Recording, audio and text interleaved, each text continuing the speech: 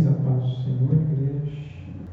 Tipo a igreja abrir a palavra de Deus no livro de Lucas 1, capítulo 1, versículo 5. Existiu no tempo de Herodes, rei da Judéia, um sacerdote chamado Zacarias. Na ordem era Abias. Sua mulher era das filhas de Arão, seu nome era Isabel.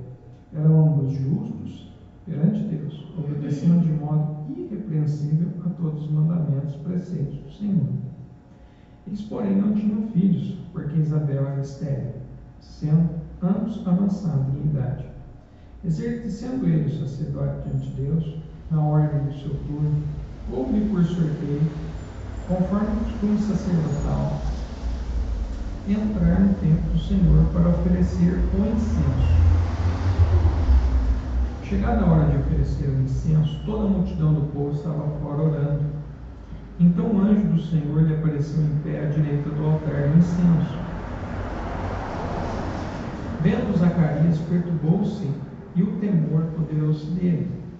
O anjo, porém, lhe disse: Zacarias, não temas, a tua oração foi ouvida. Isabel, tua mulher, dará à luz a um filho, e lhe porás o nome de João. Glória a Deus. Terá satisfação e alegria, e muitos se alegrarão no seu nascimento, pois será grande diante do Senhor. Não beberá vinho, nem bebida forte, e será cheio do Espírito Santo desde antes de nascer, e converterá muitos dos filhos de Israel ao Senhor, seu Deus. Irá diante dele no espírito e poder de Elias, para fazer voltar o coração dos pais aos filhos, e os rebeldes à sabedoria dos justos, para deixar o Senhor um povo preparado. Amém, igreja? Até o 17, a igreja pode se sentar em nome de Jesus. Glória a Deus aqui pela palavra de Deus. Ela nos ensina aqui sobre a vida de João Batista, que ele veio preparar o caminho do Salvador, do nosso Senhor Jesus Cristo. E assim havia sido profetizado já lá atrás, que ele viria. Já havia profecia. O próprio livro de Malaquias tem uma passagem que fala que ele viria preparar o caminho para o Senhor. Capítulo 4, versículo 5 diz assim: Vede, eu vos enviarei o profeta Elias, antes que venha o grande e terrível dia do Senhor. Ele converterá o coração dos pais aos filhos e dos filhos aos pais, para que eu não venha e fira a terra com maldição.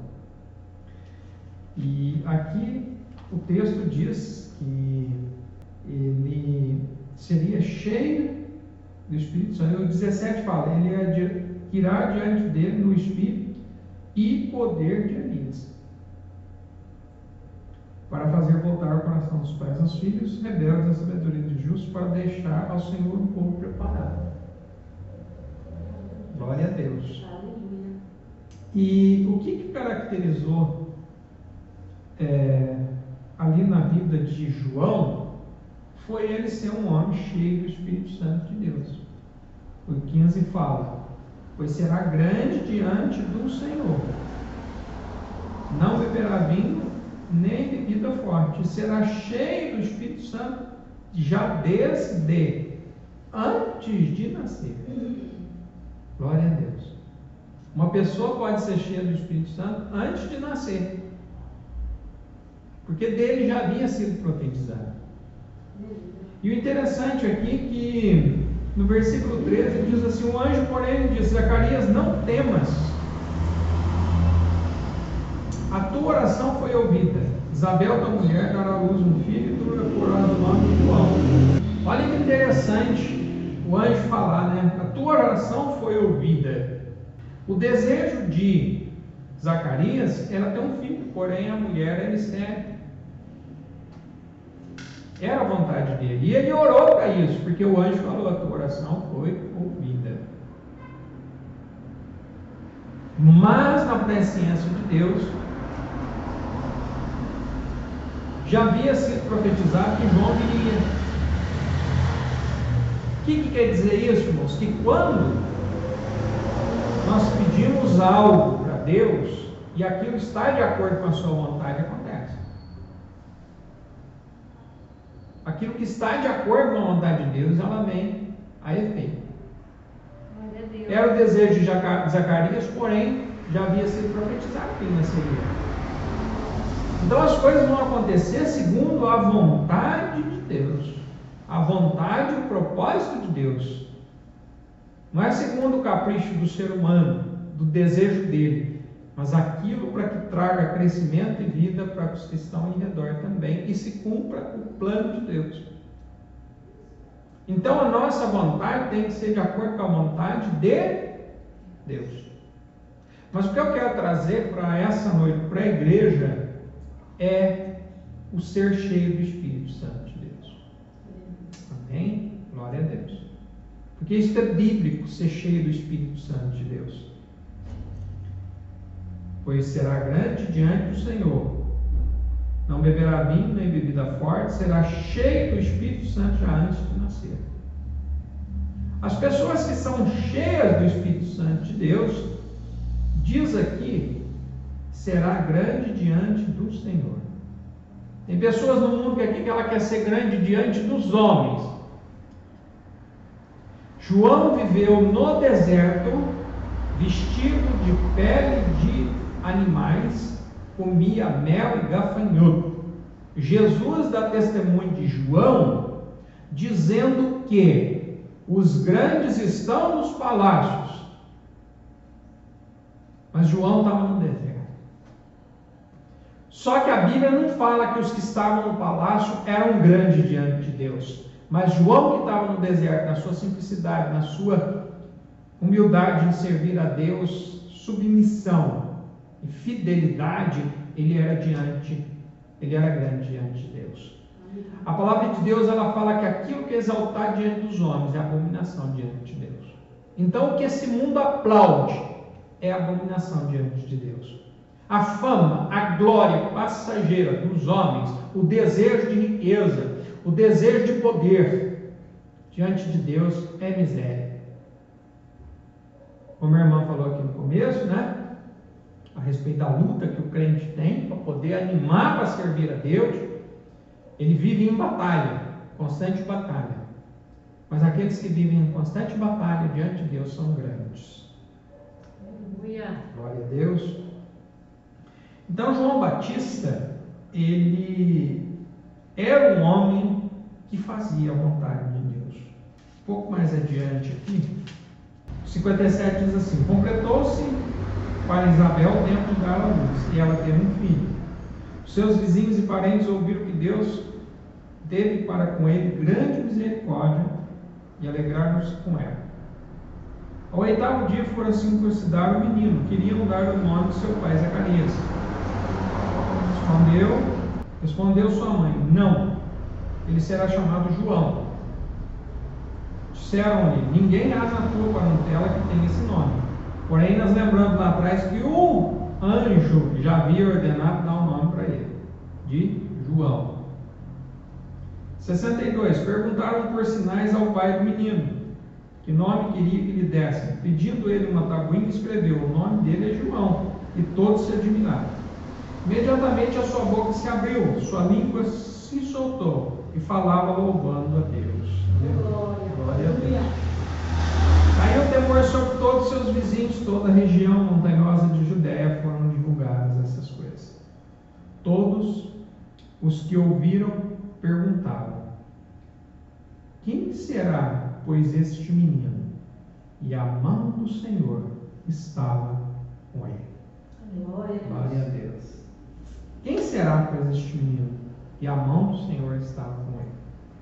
Então, quando Deus escolhe alguém, irmãos, para abençoar e para usar, ele está na mão do Senhor. A mão do Senhor é com ele. É Deus que cuida, é Deus que guarda, é Deus que faz na vida da pessoa. Hoje eu vi uma mensagem, eu vou colocar no grupo essa semana, e eu já ouvi essa pregação não, um trecho de uma mensagem que diz assim: ó, um escolhido não tem escolha. E é verdade. Quando Deus escolhe, vai passar no fundo da agulha, mas Deus escolheu, não adianta querer fugir. Aí nesta mensagem que estava embaixo, assim, rodapé ali da descrição do vídeo, estava assim: quem? Escolhido não tem escolha. Aí foi uma postagem que eu vi de uma moça, me parece que ela se intitula missionária. E aí eu vi um pedacinho do vídeo e os comentários que ela coloca, o texto que ela colocou, depois dos comentários. E ela fala que ela foi criada num lar cristão e que os pais eram professores de escola bíblica, e ela ali sempre, cresceu no conhecimento das coisas de Deus. Porém, na sua idade adulta, ela mostrando as fotos da mundão e festa. Mundão e festa, mundão e festa.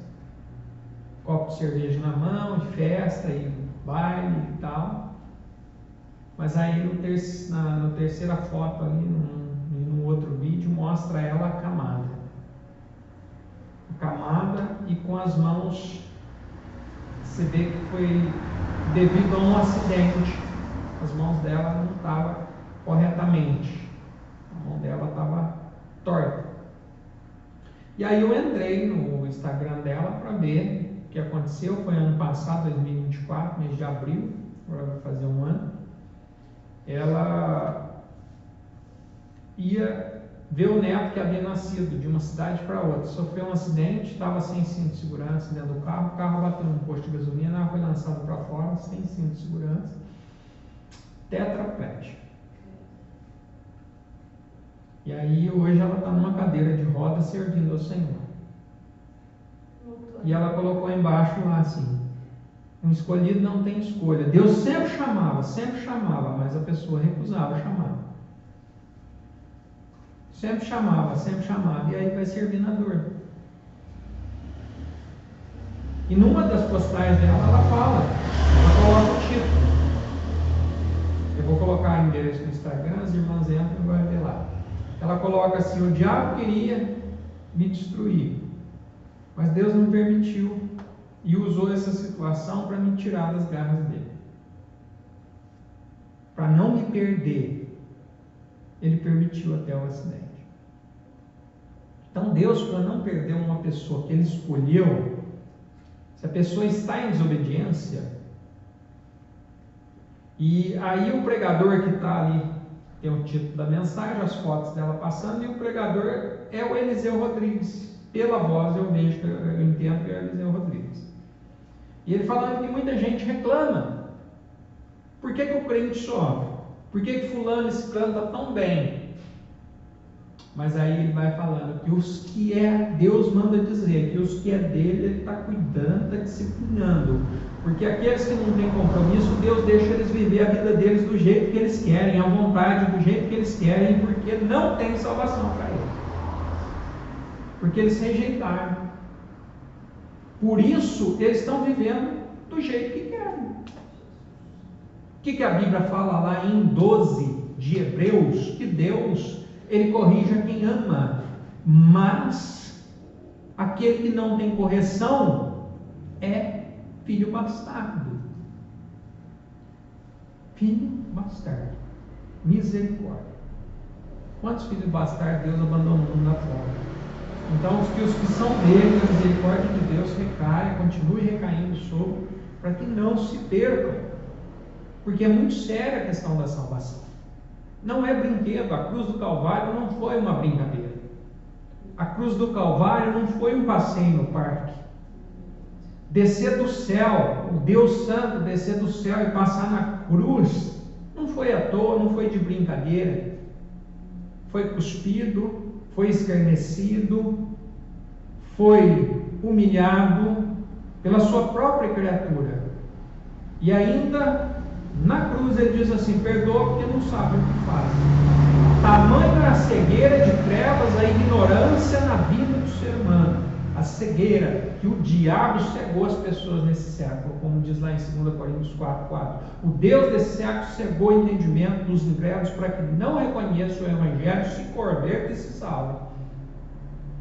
O diabo tem cegado as pessoas, tapado os ouvidos, tapado os olhos, e as pessoas não se dão conta que estão a caminho largo para o inferno. falar de Jesus, fala de Deus, fala que tem fé, mas não tem temor. A palavra diz, Deus já fala que nós temos que ter temor e tremor. Devemos tremer da palavra de Deus. Aleluia, glória a Deus. Então, João foi cheio do Espírito Santo. Cheio do Espírito Santo. Aleluia. Mas o que eu quero deixar para a igreja, mais uma pessoa aqui que foi cheia do Espírito Santo, está em Atos 6. As características de quem são do Espírito Santo. Atos 6:1. Naqueles dias, crescendo o número dos discípulos, houve reclamação dos gentios contra os hebreus, porque as suas viúvas eram esquecidas na distribuição diária do alimento. Então os 12, convocando os discípulos, disseram: não é certo que nós deixemos a palavra de Deus e sirvamos às mesas. Escolheis, irmãos, dentre vós 7 homens de boa reputação, cheios do Espírito Santo e sabedoria, os quais constituímos sobre essa tarefa. Nós continuaremos na oração e no ministério da palavra. Esse parecer agradou a toda a multidão. Escolheram Estevão, homem cheio de fé e cheio do Espírito Santo. Também Filipe, Prócoro, Nicanor, Timão, Parmenas, Nicolau, um convertido ao judaísmo vindo da Antioquia. Estevão, igreja, ele era cheio do Espírito Santo e de fé. E por mão dele fazia-se muitos milagres. Está no versículo 8. Ora, Estevão, cheio de fé e de poder, fazia maravilhas e grandes sinais entre o povo. Levantaram-se alguns que eram da chamada sinagoga dos libertos, dos sirineus, dos alexandrinos, dos que eram da Cilícia e da Ásia, e discutiam com Estevão, não podendo, porém, resistir à sabedoria e ao espírito em que ele falava. Subornaram alguns homens para que dissessem: nós os ouvimos proferir blasfêmias contra Moisés e contra Deus.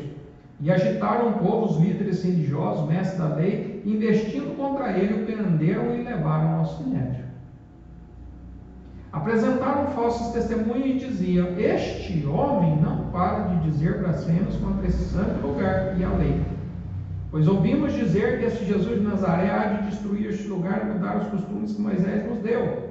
Então todos que estavam assentados no sinédrio, fixando os olhos nele, viram o seu rosto como o rosto de um anjo.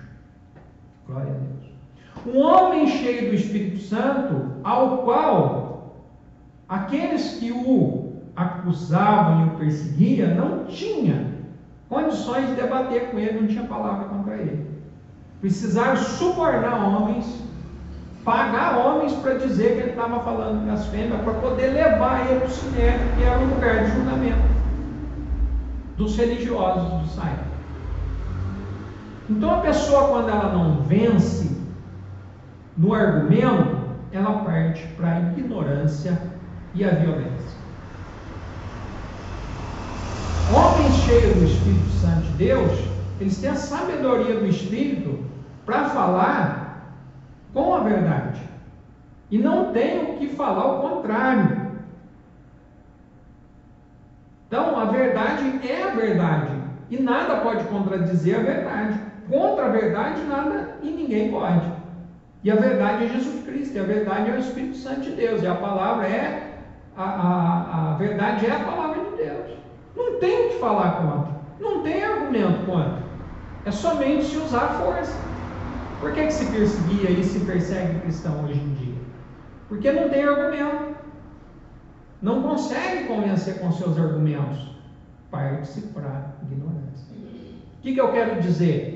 Hoje nós vemos as igrejas em todos os lugares pedindo para ser cheio do Espírito Santo, mas ser cheio do Espírito Santo incomoda as trevas.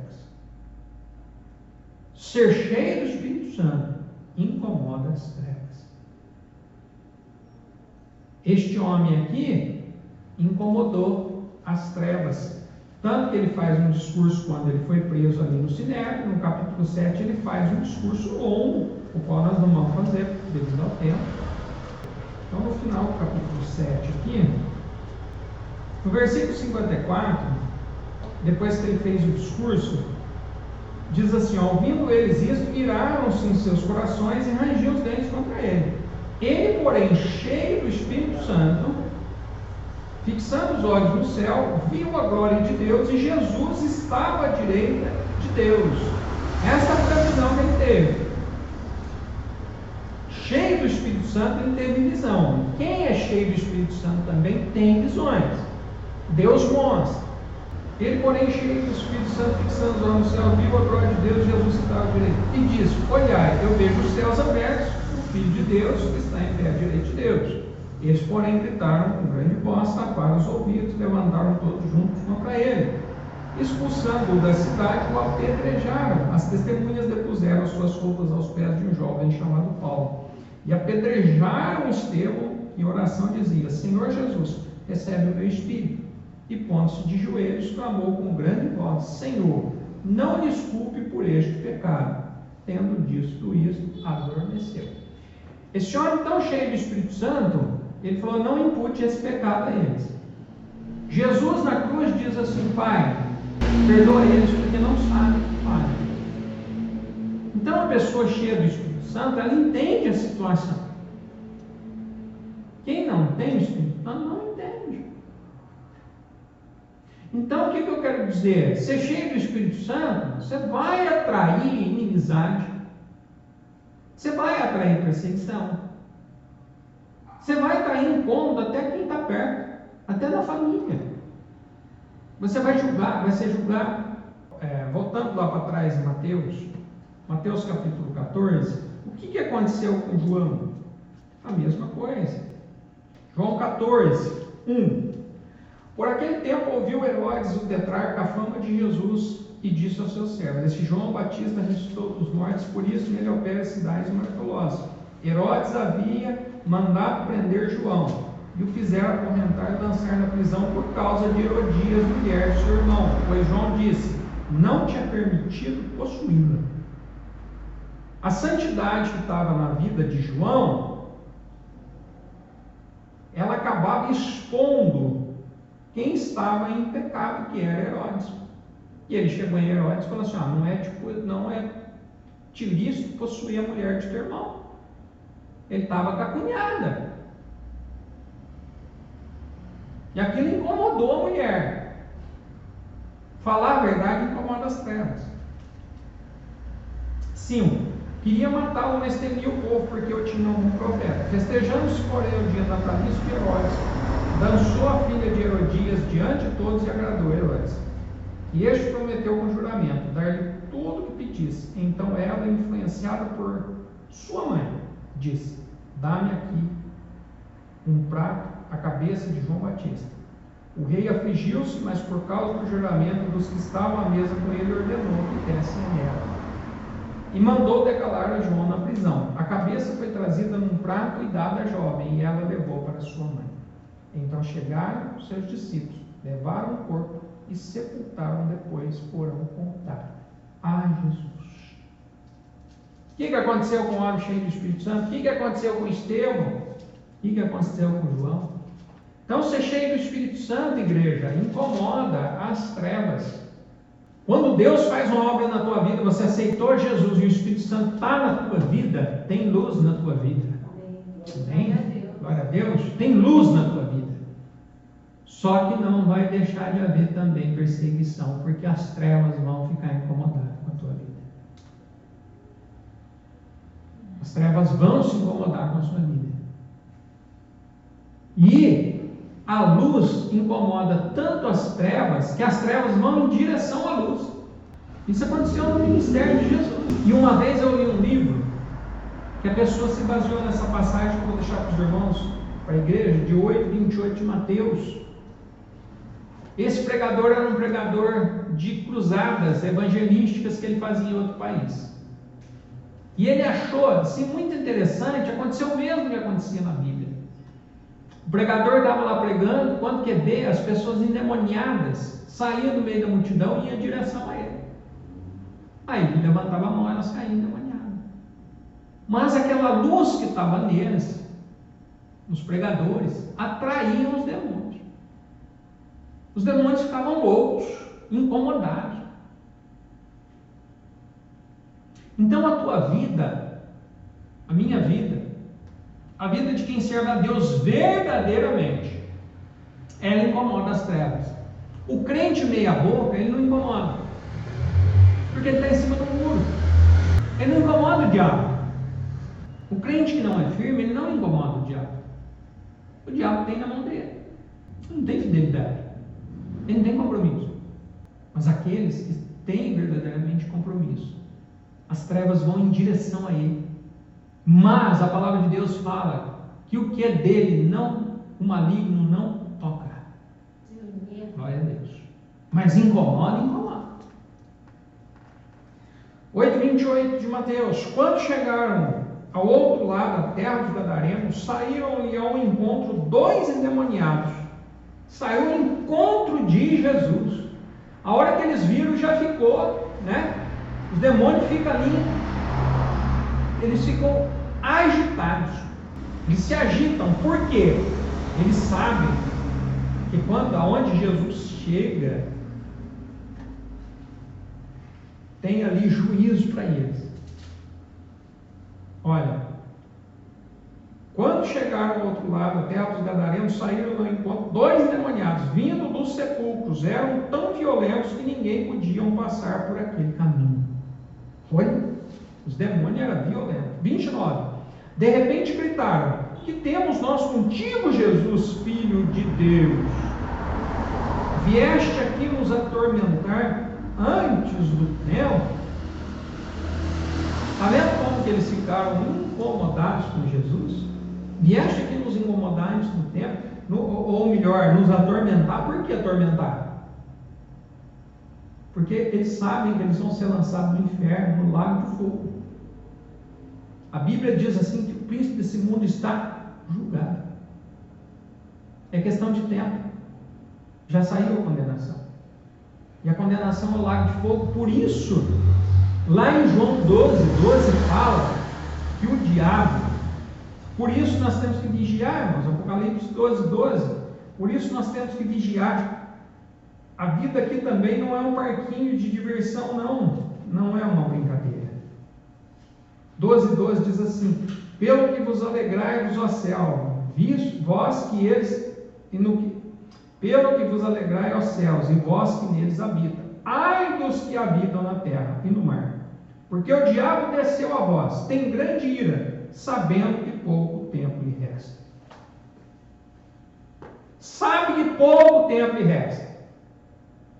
E aqui diz assim, ó, o demônio falou para Jesus: Filho de Deus, vieste aqui nos atormentar antes do tempo, porque ele sabe que no tempo de Cristo, Deus vai enviar eles para o inferno e vai trancar, e vai lançar no lago de fogo. É a condenação eterna. Por enquanto eles têm tempo aqui para ficar em cima dessa terra aqui, perturbando a vida das pessoas. Mas chegará o dia do julgamento, e Deus julgará todos. Mas para escapar desse julgamento, é só se chegar a Cristo. Então o que eu quero deixar para a igreja é isso, irmãos. Nós que temos o Espírito Santo de Deus. Nós que temos o Espírito Santo de Deus. Tenha uma coisa em mente. Deus guarda a tua vida. Mas você vai incomodar o inferno. A palavra de Deus fala que Jesus, ele fala numa das profecias dele, ele cita um profeta: odiaram-me sem motivo. As pessoas, às vezes, de graça, ela incomoda com a tua vida, ela se incomoda com a tua vida, de graça, sem ter feito nada para ela. Mas se tem pessoas se incomodando com a tua vida, é porque a tua vida está fazendo efeito no reino de Deus, a tua fidelidade está sendo manifesta. Por isso o diabo está incomodado. Então, quando você vê alguém incomodado na tua vida, fala assim: olha, Senhor, tem misericórdia daquela vida, mas eu repreendo o demônio que está nela. Tenha misericórdia da vida dela, que a palavra de Deus fala que nós não devemos lutar contra a carne e sangue, mas contra potestades e principados. Tenha misericórdia da vida dela, mas eu repreendo em nome de Jesus o demônio da vida dela. Saiba, em nome de Jesus. E saiba que aquilo ali é uma perseguição do inferno, mas não toca na tua vida, porque Deus te guarda, em nome de Jesus. Amém? Vamos orar?